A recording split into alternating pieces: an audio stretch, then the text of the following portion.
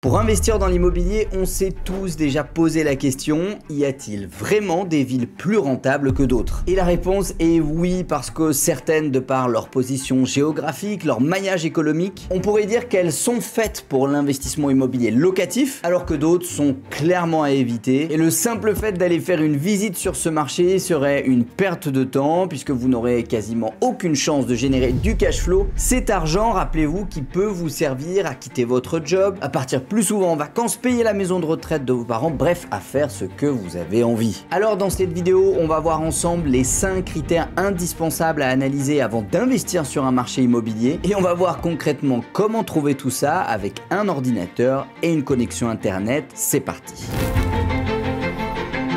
Globalement, retenez que dans un projet immobilier donné, il y a 2 trucs auxquels on va prêter attention et qui vont définir s'il s'agit d'un bon investissement ou d'un mauvais investissement locatif. Le premier, c'est le prix d'achat, et il est coutume de dire que dans l'immobilier, une bonne affaire se fait toujours à l'achat, puisque c'est beaucoup plus facile d'arriver à acheter un bien immobilier en dessous de sa vraie valeur, et ensuite d'aller faire monter sa valeur avec des travaux, de la division, de l'embellissement, ou simplement en remontant les loyers de l'appartement, plutôt que de s'attarder à vendre plus cher que le prix du marché, dans le cadre d'une revente encore une fois, mais qui dans les faits, de mon expérience je peux vous le dire, sera beaucoup plus difficile. Deuxième paramètre, c'est le prix du loyer, puisque grâce à ce loyer là, plus il sera cher, plus de notre côté on va gagner de l'argent, à la fois en points de rentabilité mais également en cash flow généré tous les mois. Si vous prenez le prix d'un loyer mensuel, que vous le multipliez par 12 pour avoir un loyer annuel, que vous divisez tout ça par le prix d'achat de votre appartement, vous allez tomber sur ce qu'on appelle la formule du rendement, ou la rentabilité de votre investissement, qui va permettre notamment de le mettre en concurrence avec une action sur les marchés financiers, avec des crypto-monnaies, bien évidemment en additionnant tout un tas de critères, le niveau de risque, la liquidité, etc. etc. Mais alors, c'est quoi une bonne rentabilité dans l'immobilier? Il n'y a pas vraiment de réponse toute faite à cette question, puisque pour analyser une rentabilité, il faut aussi voir le risque que vous prenez de l'autre côté. En achetant un bel appartement haussmannien dans un des quartiers de Paris les plus demandés, je peux déjà vous le dire, vous n'aurez pas une rentabilité locative qui sera folle, mais par contre vous aurez une énorme sécurité. Si demain, fruit du hasard, vous décidiez de vendre cet appartement, vous n'aurez aucune difficulté à le vendre en quelques jours. A l'inverse, si vous achetez un petit immeuble dans la campagne bourguignonne, bressane, où vous voulez, le risque que vous ne trouviez pas de locataire, puisque le marché ne soit pas assez porteur, est beaucoup plus important. Certes, vous allez générer un cash flow monumental une fois que tout sera loué et que tout sera rénové, mais par contre il faut pour ça que le logement soit loué en entier. Donc vous l'avez compris, cette balance bénéfice-risque, elle est permanente dans l'investissement. L'immobilier ne fait pas exception à la règle. Cependant, on peut communément admettre qu'une rentabilité locative immobilière aux alentours des 8% sera considérée comme une bonne rentabilité, et je vous invite à garder cette cible en tête si vous souhaitez investir dans la pierre locative. En général d'ailleurs, cette rentabilité de 8%, c'est celle qui sera corrélée avec un cash flow. Alors évidemment en fonction de la durée de crédit que vous allez prendre, puisque plus vous empruntez le montant de votre acquisition sur une durée longue, plus vous aurez de cash flow, alors que la rentabilité, elle, ne bougera absolument pas. Plus vous empruntez sur une durée courte, moins vous aurez de cash flow pour une rentabilité identique. Maintenant, c'est pas tout. Pour investir dans l'immobilier, il faut aussi pouvoir acheter, c'est-à-dire qu'il faut un marché avec des offres, et pour ça, il faut analyser qu'il y a une vraie traction économique. Et deuxièmement, il faut pouvoir louer, et donc analyser qu'il y a une demande locative importante sur votre secteur. Les 5 critères qu'on va voir maintenant sont un résumé, une recette de cuisine que je vous invite à appliquer à chaque fois que vous analysez un marché immobilier, en commençant par le premier critère qui est bien sûr le prix au mètre carré. Encore une fois, c'est le principal facteur de réussite de votre investissement si vous achetez correctement un bien immobilier. Et gardez à l'esprit qu'un bien immobilier, il a toujours 2 valeurs. La valeur de marché, qui est sa vraie valeur statistique en fonction du nombre de mètres carrés, etc.,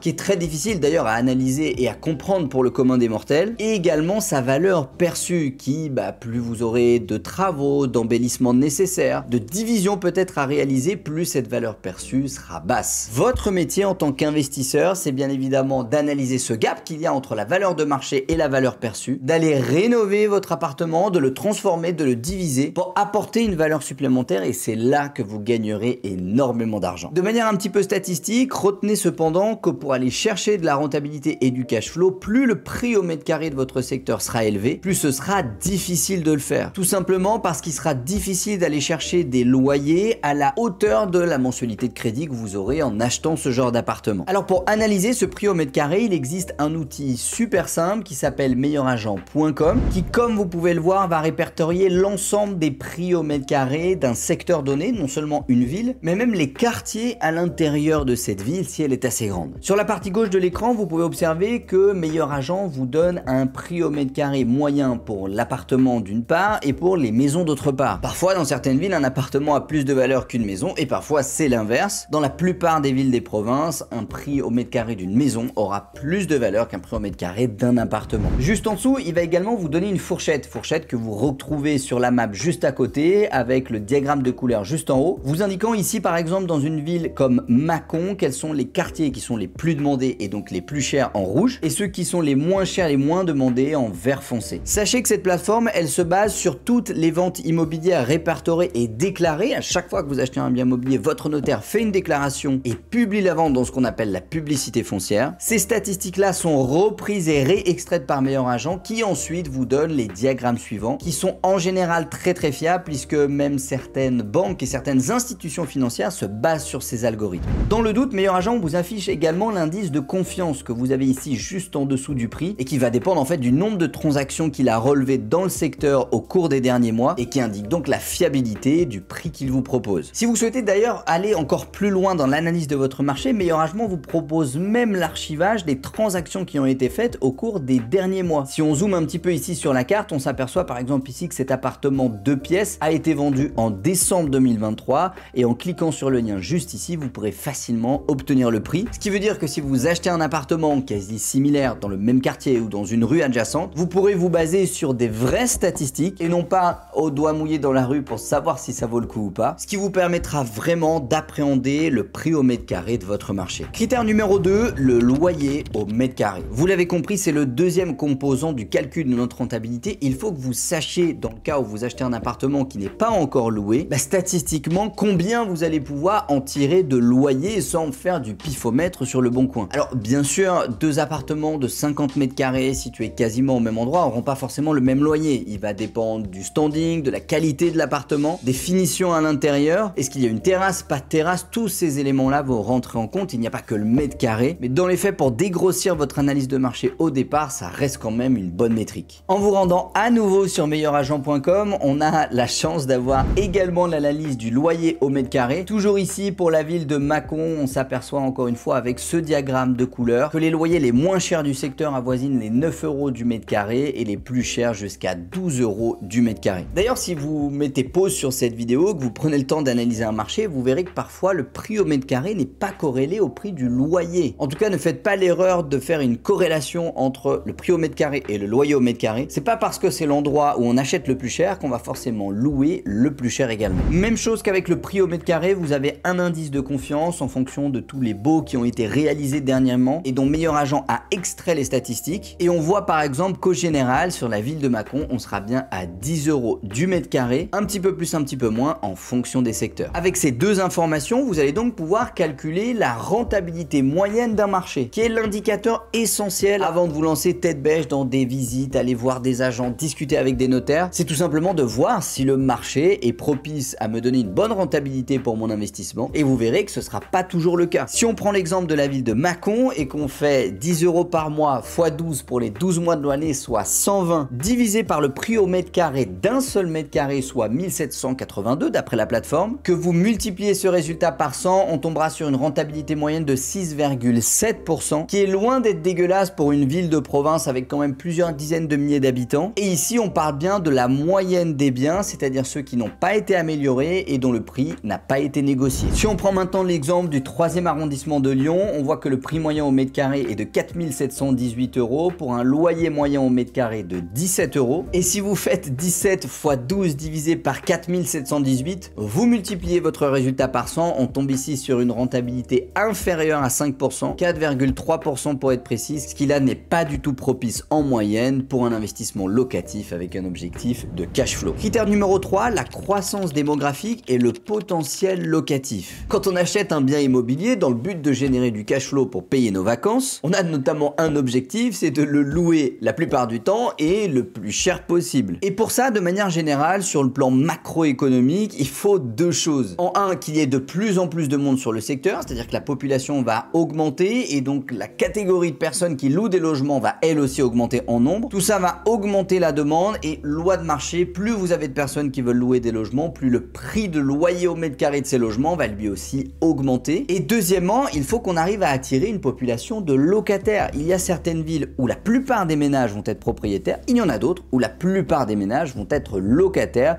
et vous pouvez trouver ces informations. Que ce soit pour le premier ou le deuxième point, je vous conseille de toujours vous fixer et vous baser sur les statistiques et non pas sur votre avis ou celui de Tata Jacqueline ou de votre meilleur ami qui vous veut du bien mais qui vous déconseille d'investir dans l'immobilier parce que dans la grande majorité de cas, ce sera une énorme connerie. Les statistiques en France, pour qu'elles soient sérieuses, on se base en général sur l'INSEE et comme par hasard, l'INSEE réalise un dossier chaque année sur toutes les villes de France quasiment pour décomposer sa démographie, sa population, son bassin économique, tout un tas d'informations qui vont être utiles pour nous en tant qu'investisseurs. Si on prend l'exemple de la commune de Dijon par exemple, qui est située pas très loin de chez moi, vous allez assez rapidement dans le dossier de l'INSEE trouver la population par tranche d'âge, qui va vous permettre de savoir s'il s'agit plutôt de jeunes étudiants, plutôt de jeunes parents, plutôt de personnes âgées en termes de pourcentage, ce qui bien évidemment va vous aiguiller sur votre mode de location, on y reviendra un peu plus tard, mais surtout l'INSEE va vous donner l'évolution de la population depuis 1968 jusqu'à aujourd'hui, et ici on s'aperçoit bien que la ville de Dijon a gagné en habitants, et en général quand une ville gagne en nombre d'habitants, c'est bien la communauté d'agglomération qui gagne elle aussi en place, et plus il y a d'habitants, plus il y a potentiellement de locataires. Pour le deuxième point, en faisant quelques recherches complémentaires sur internet, vous trouvez facilement le pourcentage de foyers qui sont locataires de leur résidence principale à Dijon. Et à titre personnel, j'investis sur des marchés où au moins la moitié de la population sera locataire, qui traduit tout simplement le fait que j'aurai une demande importante pour mes logements par la suite. Enfin maintenant, pour confirmer vos deux hypothèses précédentes qu'il y a bien une demande de personnes de plus en plus importante et notamment une demande de locataires de plus en plus importante, et pour vous assurer de votre travail, vous allez pouvoir publier des annonces factices, c'est-à-dire de fausses annonces pour un logement dont vous allez prendre des photos sur Google tout simplement, que vous allez mettre au prix auquel vous souhaiteriez le louer. Faites le test d'ailleurs pour un studio, un 2 pièces, un 3 pièces, un 4 pièces et une maison. Publiez ces annonces sur le Bon Coin et observez le nombre de demandes que vous aurez pour vos logements. Ça vous rassurera et ça vous permettra de vraiment constater par vous-même qu'il y a une vraie demande sur telle ou telle catégorie d'appartements d'ailleurs, mais sur le marché immobilier locatif au global. Critère numéro 4, la croissance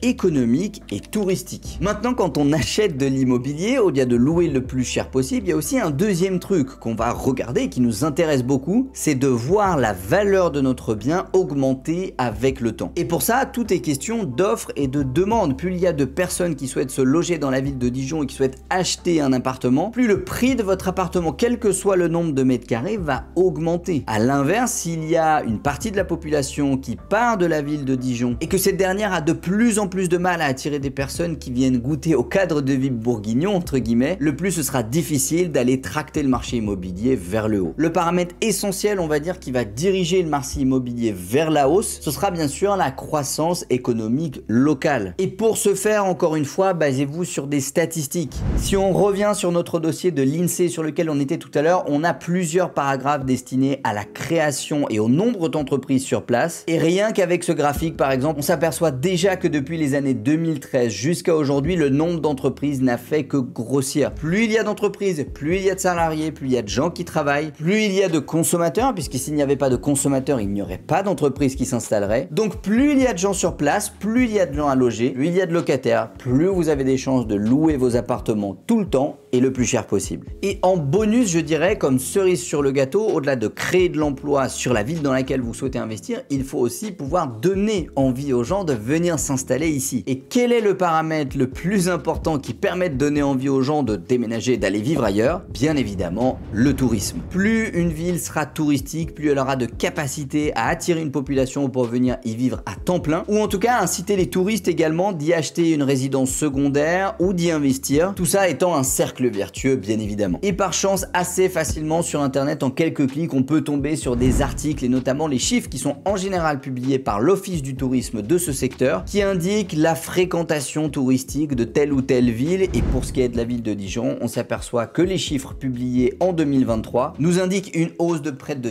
10% de la quantité de tourisme venu séjourner sur la capitale bourguignonne. Enfin, critère numéro 5, sélectionner stratégiquement son marché. On sait maintenant si ça vaut le coup ou pas d'investir sur un secteur. L'étape d'après, c'est de réfléchir de quelle manière on va réaliser notre investissement. Parce que entre la colocation, du studio meublé, du T4 meublé ou non meublé, de la location courte durée, il y a plein de modes d'exploitation différentes et il se peut qu'une ville soit propice à des petites surfaces et pas à des grandes, et tout ça, encore une fois, s'explique par les statistiques. De manière générale, dans votre méthodologie et pour continuer de dérouler notre recette de cuisine, je vous suggère de vous poser 2 questions à cette étape. La première, c'est qu'est-ce que les chiffres vous suggèrent? Rien qu'en analysant la population présente sur la ville de Dijon, on s'aperçoit d'une chose qui est ici frappante. Le plus grand pourcentage de population représente bien les 15 à 29 ans, qui représentent plus de 30% de la population vivant dans la ville de Dijon. Ça veut dire quoi? Ça veut dire potentiellement une ville étudiante. En quelques clics sur internet, vous allez vous rendre compte que Dijon possède une faculté, d'ailleurs une des seules facultés de Bourgogne-Franche-Comté, avec tant d'étudiants, et tout ça s'explique. 1 + 1, ça fait toujours 2. Donc évidemment, si vous aviez l'intention d'aller sur de la colocation, du studio meublé, du T2 meublé, ce sont bien évidemment des surfaces qui vont être demandées. La plupart des étudiants n'ont pas les moyens d'être dans du 3 pièces ou du 4 pièces. Ils vont donc opter pour la coloc, pour le foyer étudiant ou pour la petite surface. A l'inverse, vous auriez une catégorie de population de 30-44 ans qui serait plus importante. 30-44 ans, statistiquement, c'est ce qu'on appelle la catégorie des jeunes parents ou des jeunes actifs. Par définition, des jeunes parents, 2 chambres, ce sera en général un peu juste. Ils vont opter pour du 3 chambres, voire même du 4 chambres. À ce moment-là, ça vous oriente encore une fois vers une stratégie et un type de surface. Maintenant que vous avez constaté par vous-même qu'est-ce que les chiffres populationnels en termes d'âge vous suggéraient par rapport à votre investissement, je vous conseille également de regarder qu'est-ce qui existe déjà. Est-ce que sur Le Bon Coin pour un studio, il y a beaucoup de logements à louer? Est-ce que sur Airbnb pour de la location courte durée, il y a beaucoup de logements qui sont proposés? À quel prix? Et tout ça, encore une fois, est une somme d'arguments statistiques qui vont venir conforter votre stratégie d'investir dans ce marché ou au contraire vous dissuader de le faire. Alors évidemment, avec ces 5 critères et tout ce qu'on vient de voir ensemble, les planètes ne sont pas toujours alignées, tout droit, tout d'aplomb et que tous les chiffres convergent vers le même résultat, mais c'est toujours dans l'investissement une somme d'informations qui vous amène à penser qu'il s'agit d'un bon marché, un marché à tester, et par la suite en faisant des visites, en discutant avec les gens sur place, vous vous rendrez encore plus compte et cela vous motivera encore plus à passer à l'action sur un marché porteur. Je vous suggère à chaque fois que vous analysez un marché d'utiliser cette recette de cuisine qu'on vient de voir ensemble dans la vidéo. Et là pour ma part, toujours marché, elle marche pour des centaines voire des milliers d'investisseurs à travers la France. À vous de jouer à partir de maintenant, c'était Tim, ciao.